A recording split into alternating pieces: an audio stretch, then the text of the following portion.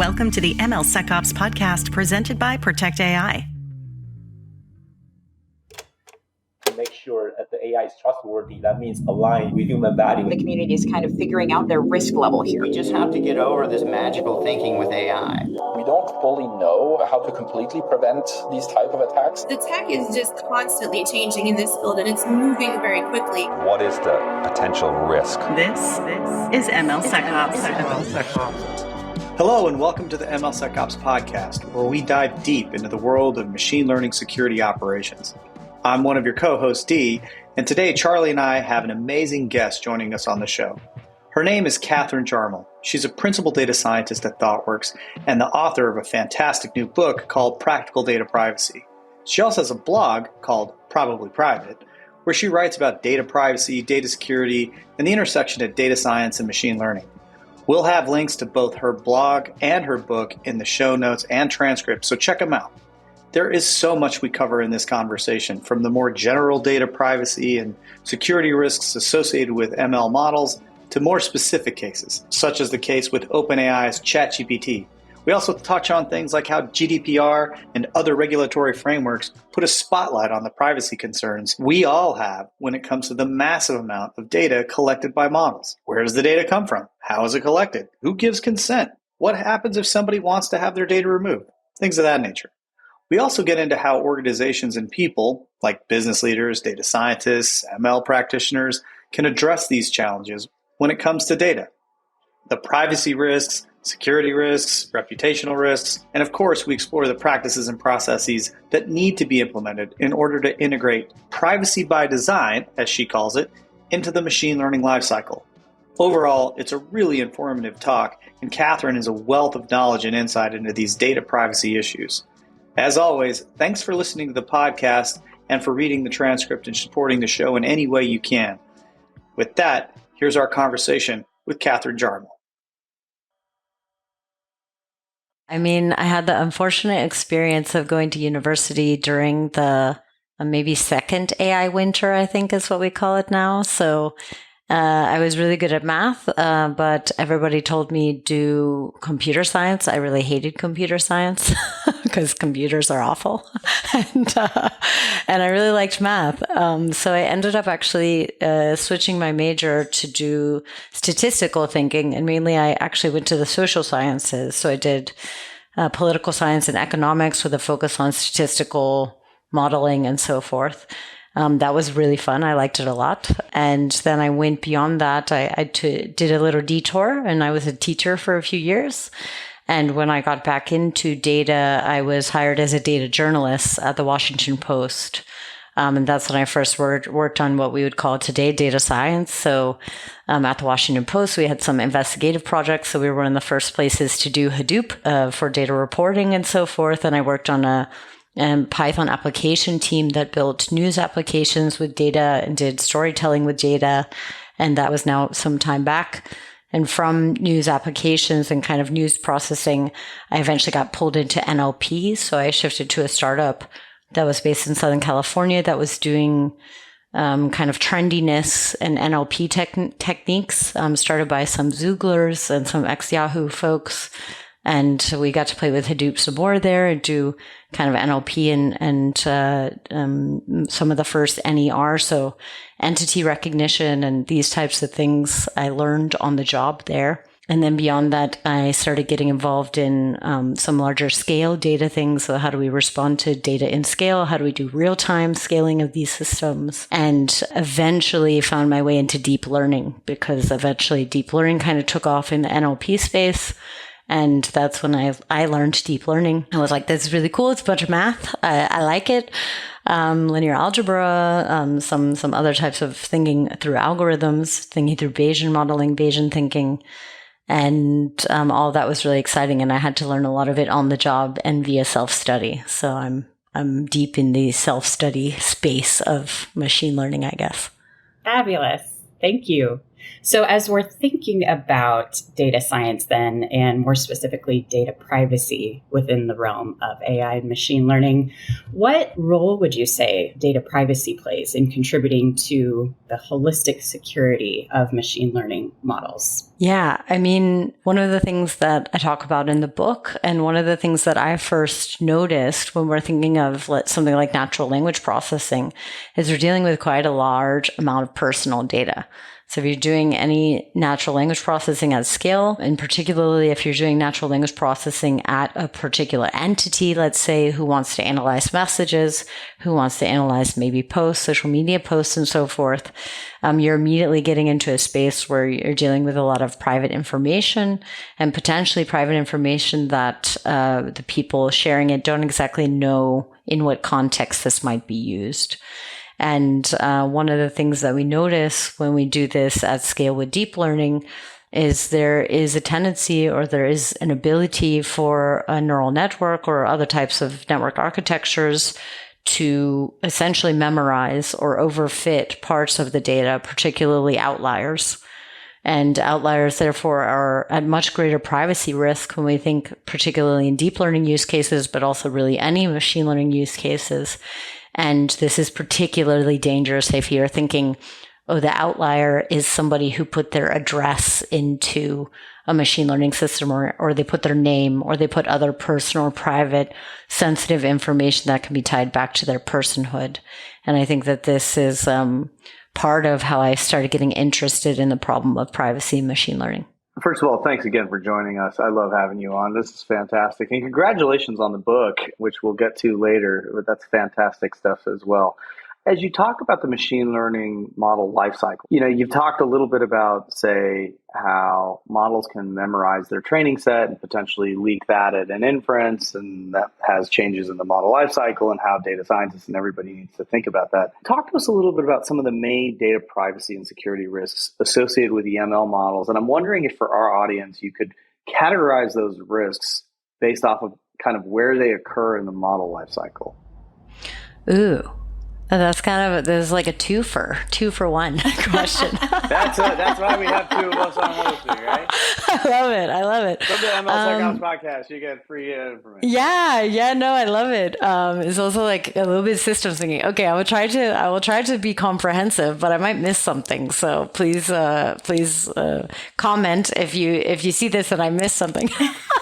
It sounds like we're all missing a lot in data privacy, though, Yeah. So, I mean, obviously, we have the entire data infrastructure that might collect the data. And depending on how advanced your machine learning setup might be, this might be like a series of pipelines and a series of lakes or warehouses or however you have it, right? And if people are using feature stores, then you might even have a situation where you're ingesting data and putting it directly into feature store. The biggest problem that we have in these systems, whether or not you have like a staging and then a production and then a feature store that's derived from production, what happens when somebody comes and they said like, oh, my data is incorrect, or, oh, I'd like to delete my data, or you have data retention questions, or you have consent questions with regard to data privacy regulation or something like this. And we often don't have very good lineage tracking in these systems. And often when we have lineage tracking, it's fairly, let's say, not well connected and well understood how to query that in an automated way. And so we often run into these problems where in feature store, we actually have some features that we've, put maybe even into production use cases, or that we've essentially engineered and put into either a feature store or our indirect pipelines that go into training models.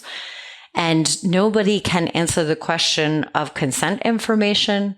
Nobody can answer the question when, where, how is the data collected. Nobody could answer the question, did we get the ability to use this for machine learning? And nobody can answer the question, if somebody comes and they ask for their data to be removed, what are we supposed to do with the feature pipelines or the artifacts that were created with those features? And this is a huge mess. So this is the first stage, right? Which is basically data processing preparation and maybe even feature engineering. And we haven't even gotten to training and we have these big problems. Yeah, sorry, go ahead. Yeah. And I mean, just on that alone, right? It seems like most of the regulatory frameworks that guide a lot of the thinking in terms of data privacy as it exists now, take GDPR or others, they're not encompassing for kind of that model lifecycle, which means I may have solved it and said, okay, I got a request to remove this person's information, but it's memorized in a training data set. And if that training data set is memorized in the model, it just kind of cascades through. And it's like, well, that was a good, valiant attempt, but it failed because it's already kind of like spawned literally into all the other models and maybe even, this kind of cascading design of model training, right? Where the output of one is training the input of another. Is there really a way to comprehensively address this in your mind? Yeah. So as part of the book, I wrote an idea that I had, which is kind of based off of, I'm not sure if I'm certain somebody's referenced it, but let me just reference it first for listeners to this episode, is the idea of model cards. This model card mindset of, hey, what data went into it? What were the training mechanism? What was the evaluation criteria? And really, we should have this anyways from just, as you all know, from MLOps perspective. We need to have kind of a more organized and better able to query and use way of comparing models. And we have some systems, like some of the things that I know first weights and bias is led, but now many, many people work on, which is how do we evaluate from a performance perspective the many different models that we might be training. We might even have shadow model systems, and how do we evaluate and switch models. But we don't have that really from a governance perspective very often. And from a governance perspective, data governance perspective, and also, I guess you could call it also model governance perspective, how do I quickly look up what models have been trained with data from what locations? How do I quickly segregate, let's say, models trained on data of Californians, right? Whenever the new privacy law in California goes into effect versus other places, how do I look at sunsetting contributions of certain regions over time? And these are also like really important questions from just model drift and data drift perspective as well, is to like better understand where's the data coming from? What's the population represented here?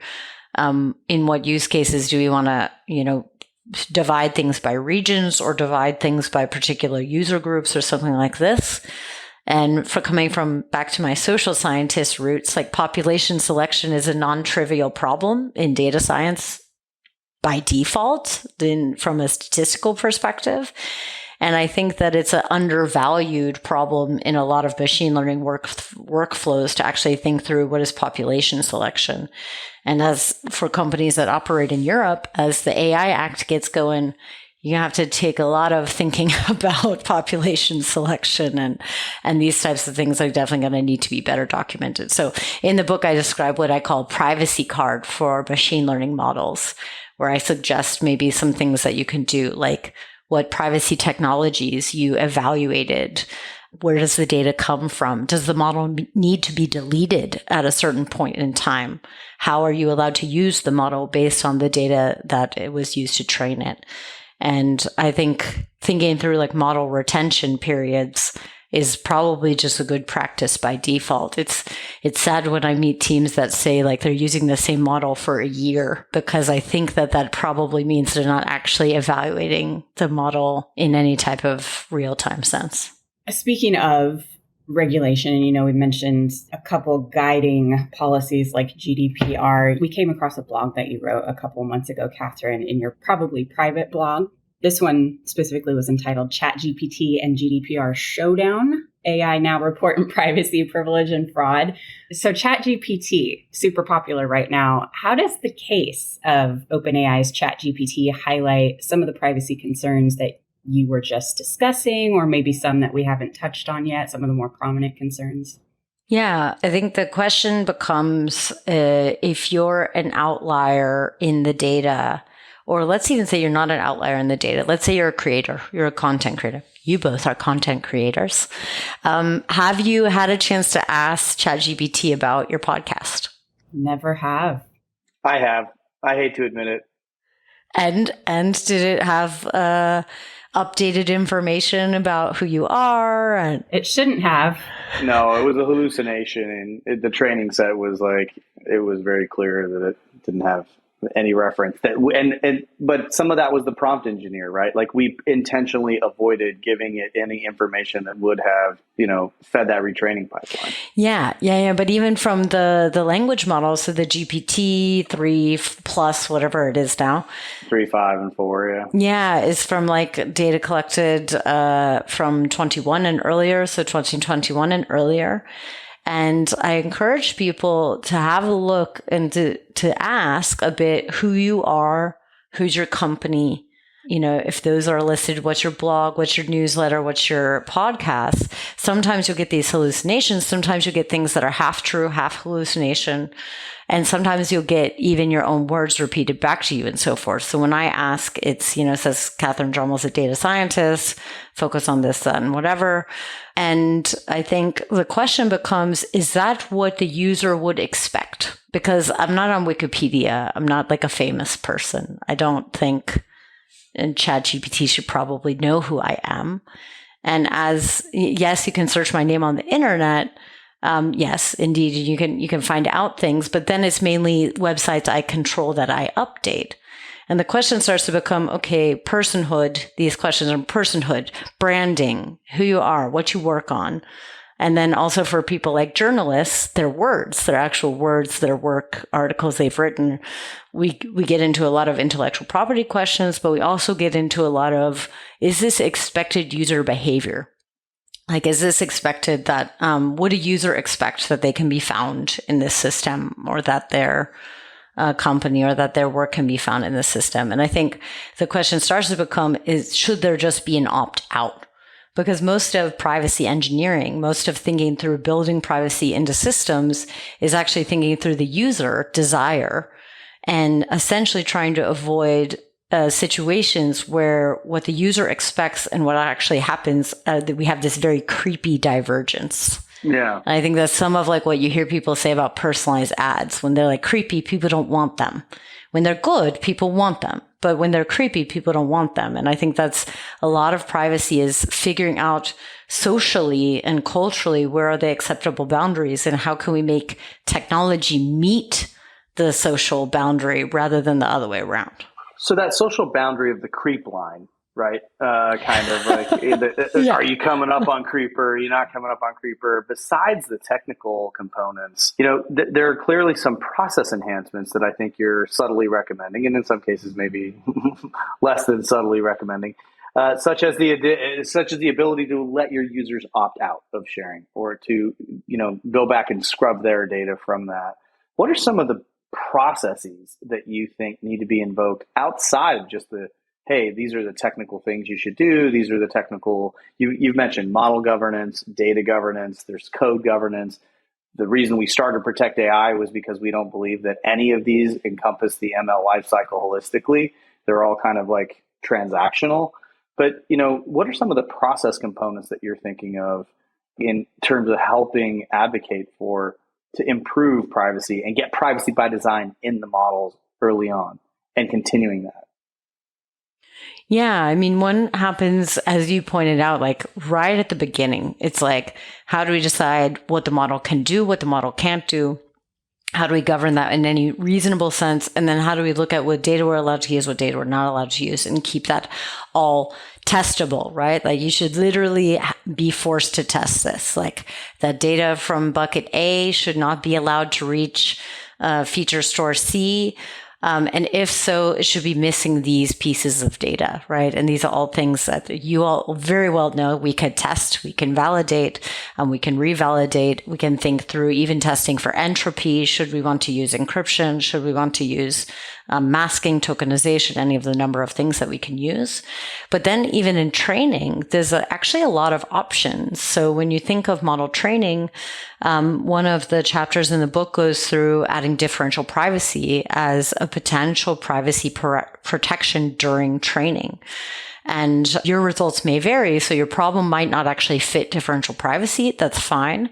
But there's other things that you can do too when you're in the training state where you can, let's say, remove outliers, or where you can actually formulate or model the problem in such a way that it's not so focused on any one individual.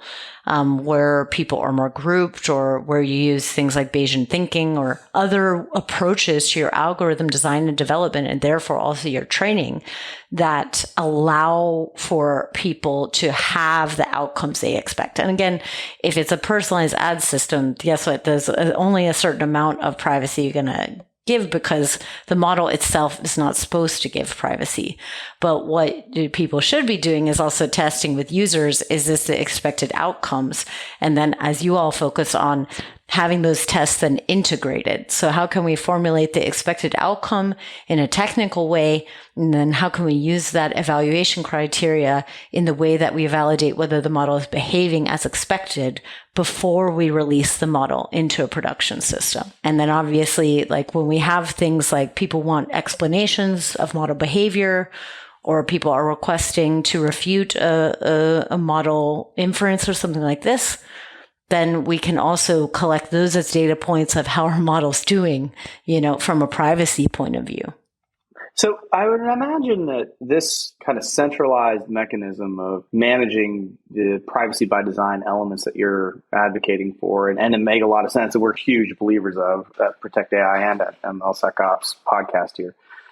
How does federated training and federated learning, though, change that? And that's a pretty big disruption just from an architectural perspective. Talk to some of our more, I would say, developer-oriented listeners about how you would guide them on that.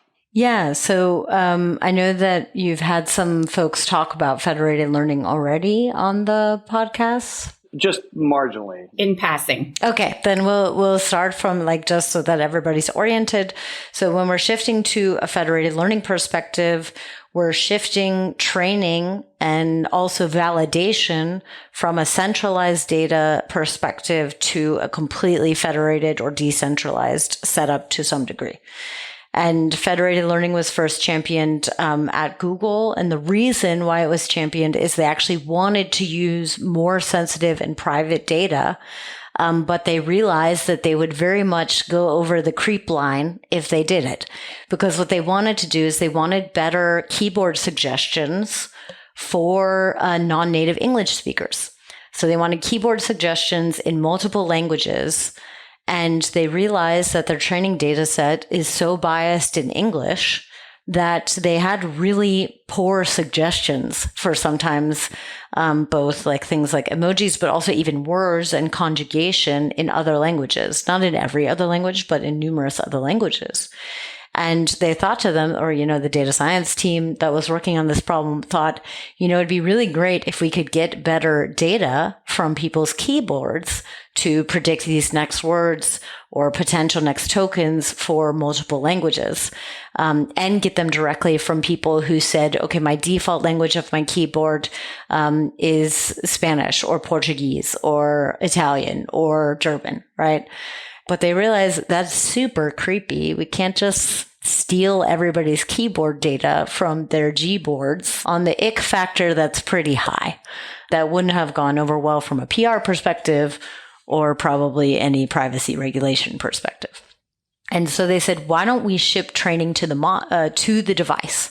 So instead of taking the data in, putting it into our centralized feature store, training on it, and then maybe deciding to delete it in some sort of retention period, which is one way to approach privacy, they said, we're never going to collect the data.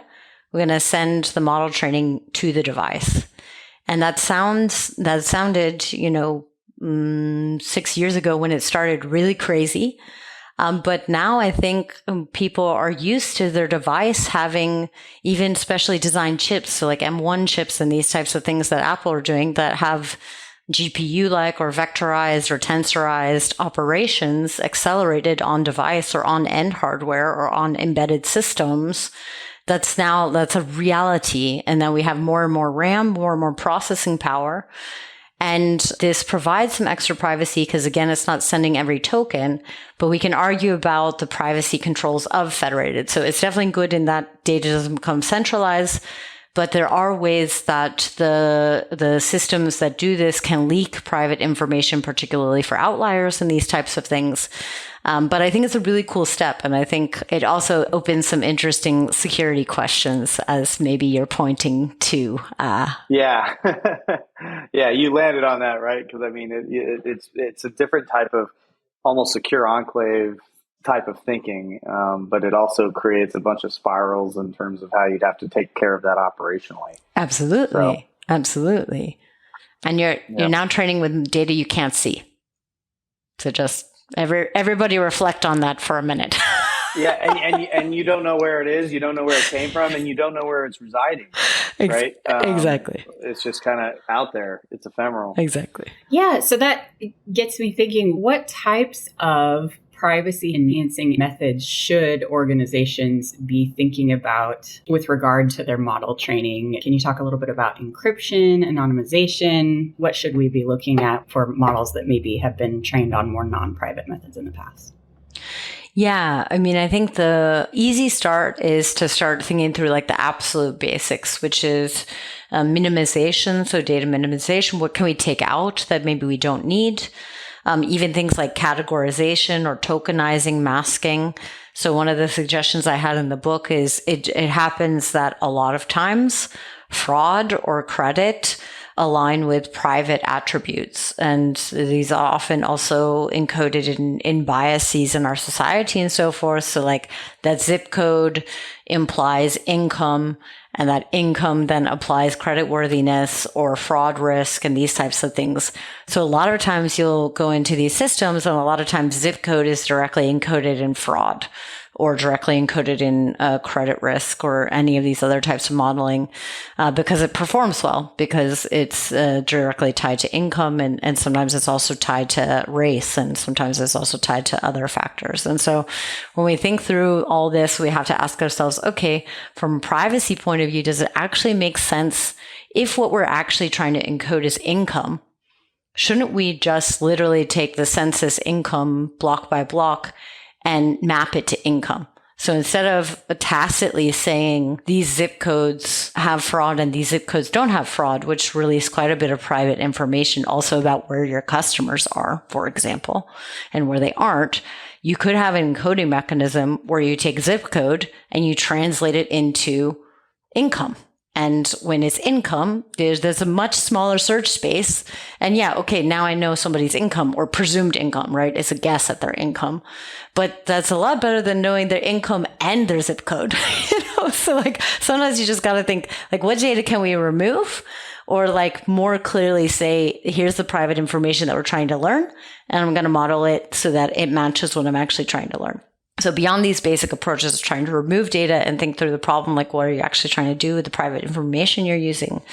You can think through anonymization, so differential privacy as a method you can use during training, potentially as a method that you can use during feature engineering, although that's much more difficult.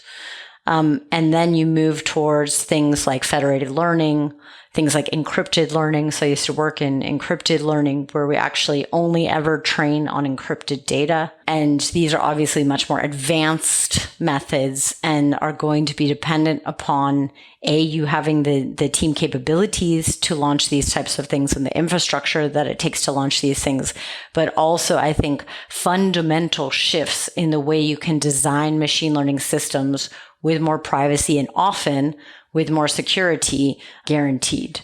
And I think there's 2 chapters of the book, one on federated learning, one on encrypted learning or encrypted computation as a part of encrypted learning, where I deeply go into like, what are the theories? How do these things work?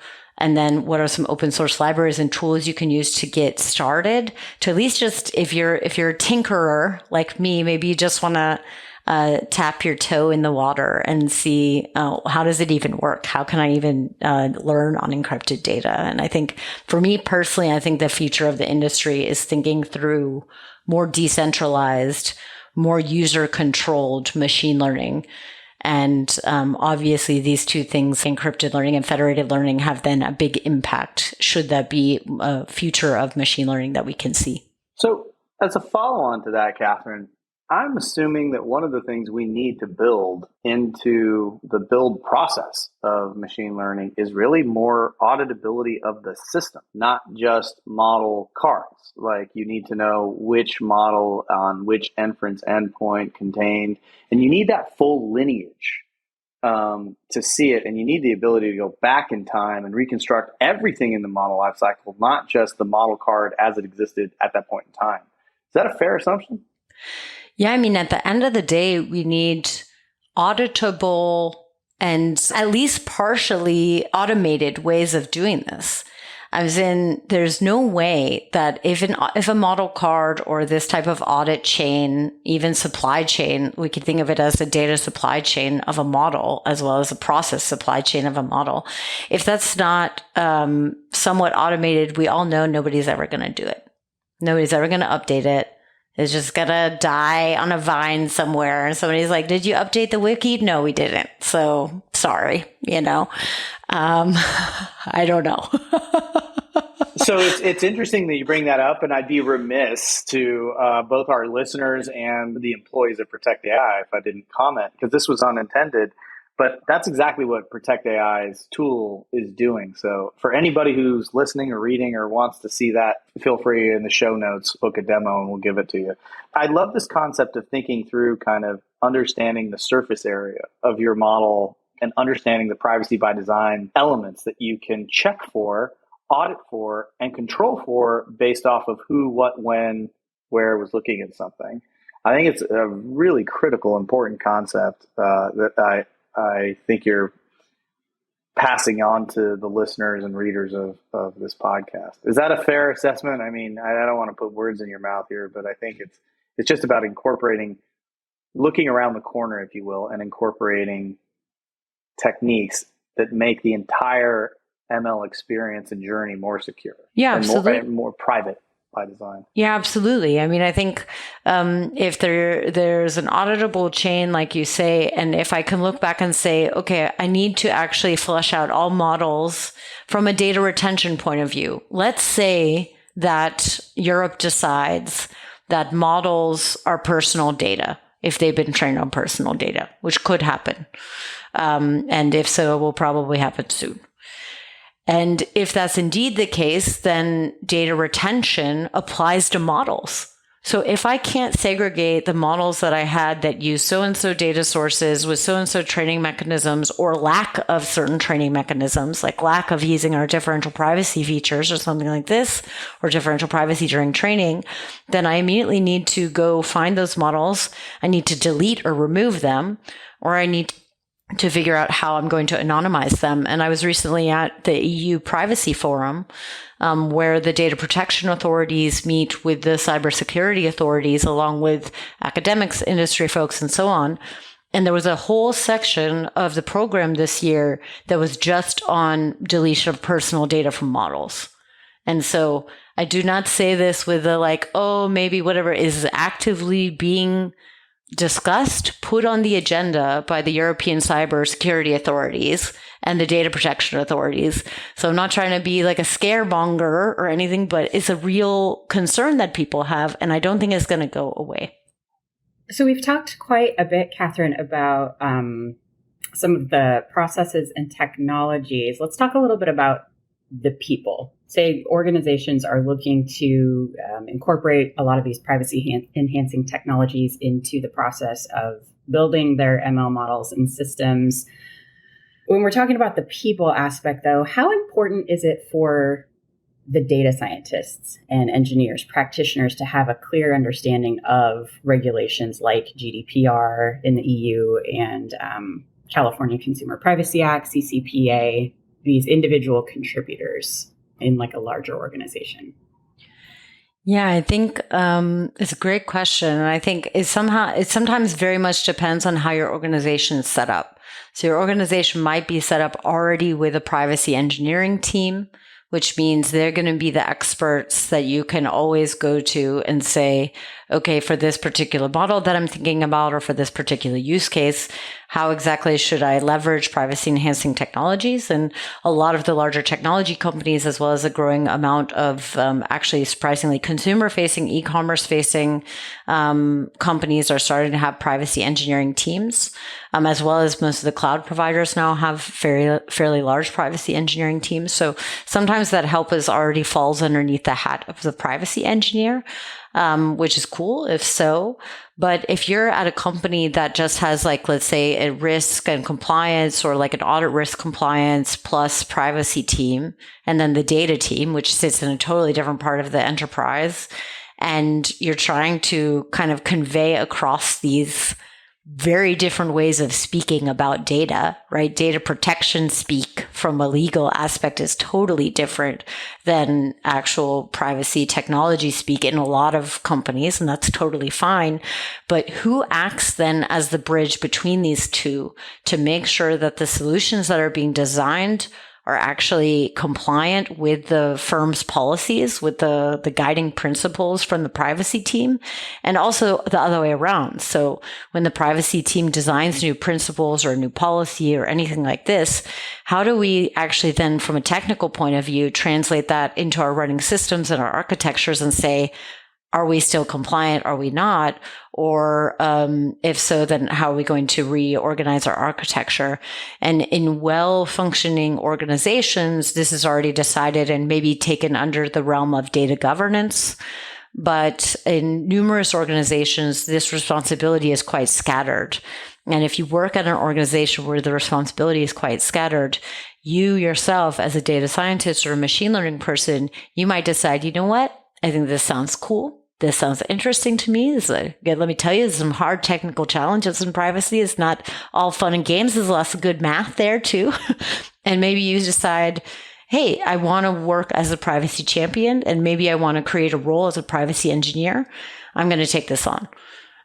But without people doing that themselves, I think often what ends up happening is somewhere during handoff, things get lost in translation. And then I'm sure that you've seen this all the time from a security point of view when InfoSec hands off to the data team and the other way around, where there's just gaping gaps between, where people say they're at or think they're at and where they're actually at. Yeah, and I feel like a lot of times operationally, they are way too siloed and they assume that the other silos understand what they're trying to talk about or communicating. So for example, when you're thinking about how to implement a data policy and thus maybe a gate in your CI flow around how to get that model prevented from going out the door, people just don't even bring everybody to the table to talk about what these policies mean and how they're brought to life.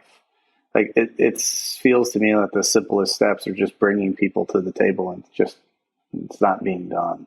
Kind of going back to what you just said, Katharine, that knowledge disparity between certain groups within an organization, policymakers, privacy teams, data science teams. Any recommendations for how we begin to bridge that gap other than maybe individual contributors taking an interest in the AI machine learning space and wanting to kind of blend the two? Is there a call for like a new type of team related to privacy in AI specifically, would you say? Or how have you been thinking about that? I actually, in the book, so there's a whole chapter on basically like working through policies and understanding regulation and working with the InfoSec team, which is also really important, with governance and privacy teams, which are, of course, very important. But in that, I actually reference, I borrow an idea out of security, and I'm not the first student, I won't be the last to do it, but the idea of creating a security champion culture, which I think the security community, and I'm sure that you both are very, very deeply familiar with this culture, is like how do we imbibe security in the way that we think through things? How do we teach people about security so that they don't have so many oopsies and this type of thing? And I think that we don't really have that yet for privacy at most organizations, but I think that we as privacy champions can learn from the hard-won efforts of InfoSec and security as a culture, as a community, of how do we teach each other about privacy? How do we teach about technical privacy? How do we talk about these things and have trade-offs and have those conversations? And I think I would say that there was a great interview that I had a chance to lead with a privacy engineer recently and publish. And his belief is that privacy engineering is probably like where InfoSec was 15, 20 years ago. Is like we're just at the very beginning of figuring out how do we even like shape problems in ways they can be solved, you know? And I think it's so cool to look at, like, for example, what you all have been doing in DevSecOps, in ML DevSecOps, and bringing those ideas into machine learning. That has to happen also like across an entire org of how do we take the privacy stuff and put it in. So even beyond just the machine learning and data teams, also in the other teams. So to that end, right, we've spent some time talking about technical risks. We've spent time talking about organizational risks as it relates to data privacy, privacy by design, privacy in the age of machine learning and AI models. I'm curious about, though, and I love this concept of champion culture, right? In the champion culture component, you've got people who took the mantle to do it, and then lo and behold, now you have a CISO, a Chief Information Security Officer, right? You have, as an example, and you have these flavors of shift left security for developers to become more conscientious of code security, et cetera. That's happening, and it may be slower than we'd like. But when it comes to the champion culture of managing the third category of risk, which is reputational risk, and data privacy and ensuring your customers' experiences remain private when they should be, we had to have people have bad things happen before that champion culture took over and caused brand reputational risk. I'm curious how you see reputational risk in the era of data privacy at the convergence point with machine learning. And how does that champion culture for maintaining privacy, where does that reside? Where should that be in your mind? As it specifically relates to reputational risk. I talk a lot with the InfoSec folks in my line of work. And I think the interesting thing is we've started to see like a merge of reputational risk between like security and privacy, because quite a bit of reputational risk is data loss, just like both either insider threat or something like this, or actual breaches, technical oriented breaches, and so on and so forth. And these breaches, they are worse when it's private information that's lost. They're also just financially way riskier, because the way that data protection regulation functions is these breaches are held as particular violations of privacy. And in fact, I would say, or I would argue, and maybe some of my InfoSec colleagues would argue differently, but I would say that privacy regulation gave a great gift to InfoSec in that it started to financially penalize and create true financial liability for security mistakes. And so I see them as like, you're welcome. We made it financially very risky. Yeah, exactly. Extremely risky for you to mess it up. Money talks, bullshit runs a marathon. Yeah, exactly. But I think even on the positive, so like that's the negative side of reputational risk. On the positive side, we can look at companies like Apple, who now have entire branding campaigns around privacy, and who are saying, as a reputation, we want to be known as not our competitors. And when you buy our hardware, you're protected. And it's like, one can argue about all sorts of what are the motivations and this, that, but Well, you see like Meta with WhatsApp going against Apple and Apple saying going against them. Like, there's some really fascinating things happening. Exactly. And so it's like from a reputational reward, there's also clearly somebody has run the numbers, and there's also a reward for deciding we're going to be the privacy oriented company. We're going to be the one that respects your privacy. We're going to be the one that helps you protect your privacy.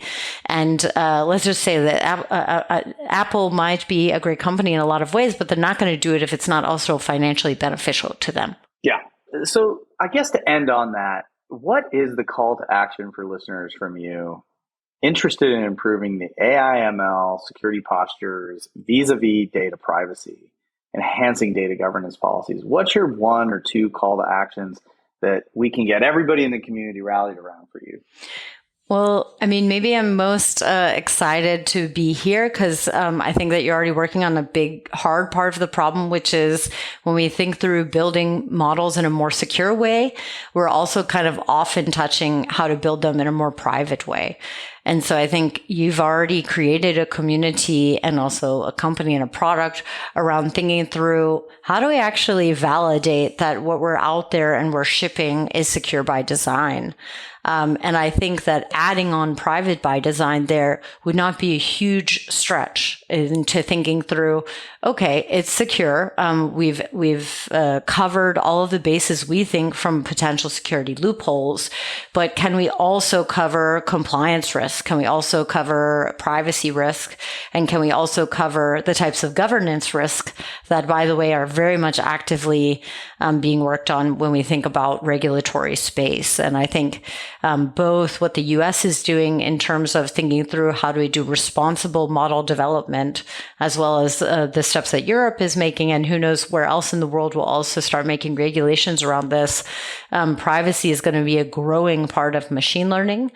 And I want people to not be afraid of it and to instead embrace the chance of learning new cool math concepts, learning new cool technical concepts, and also maybe learning a bit about the social concepts of privacy and how do we think through machine learning problems with all that stuff already baked into the way that we design our machine learning systems and our products. Thank you, Katharine. I think you missed one call to action. That is, everybody should go read the book, Practical Data Privacy. Everybody, it's a Excellent. Great book. I loved it. I think it's great. I mean, any book that is already thinking about federated training and learning, and that's not even, widely adopted. Like, it's just a really great thought-leading book. So one of the call to actions is go get that book. And to that end, we are going to be giving away a copy of that as a promotion. So all the listeners, please come on in. Maybe we can even get her to autograph it for you. Woo! And with that, Katharine, I just wanted to thank you for coming on for a fascinating, wonderful discussion about all things data privacy, privacy by design, privacy into your ML models, lineage. We covered a lot of ground, so I wanted to thank you for coming on. Thank you both for having me. Thank you so much, Katharine. It's always a treat to talk to you. I hope we get to do it again very, very soon. Sounds great.